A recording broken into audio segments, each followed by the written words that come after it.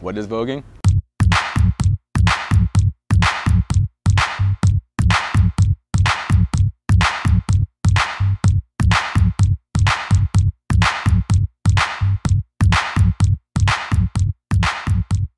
It's a nonverbal dialogue. It's about communication. Some people do it because they're angry. Some people do it because they're trying to get somebody and try to tell them something that they can't tell them with words. And I'm just trying to make it fun. Probably the late 70s, about the 80s.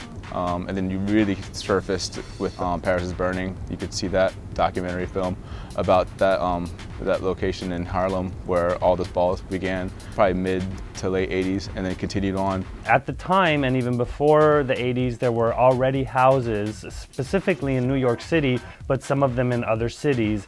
Houses being a group of generally gay men, but not limited to gay men, who would come together and form a family. This family would then, I would say, present itself to the public or to the outside world in sort of like a battle family or even like a gay gang, in which we would defend each other, battle other houses, sometimes make friends from other houses, but usually we would keep them at bay and protect our own people.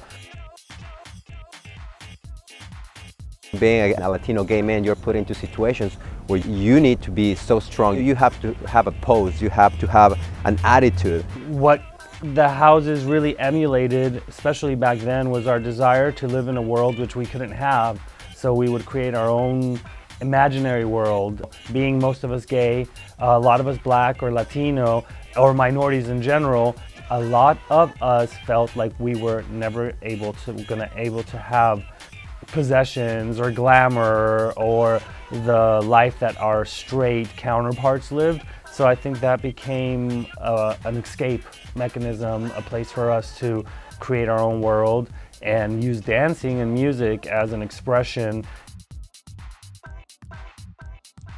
First and foremost, it's helped me to really just feel free and open and not so attached to gender roles anymore. I'm a boy, I dress like a guy, I can be pretty masculine, but I can still give you all this and not feel embarrassed by it anymore.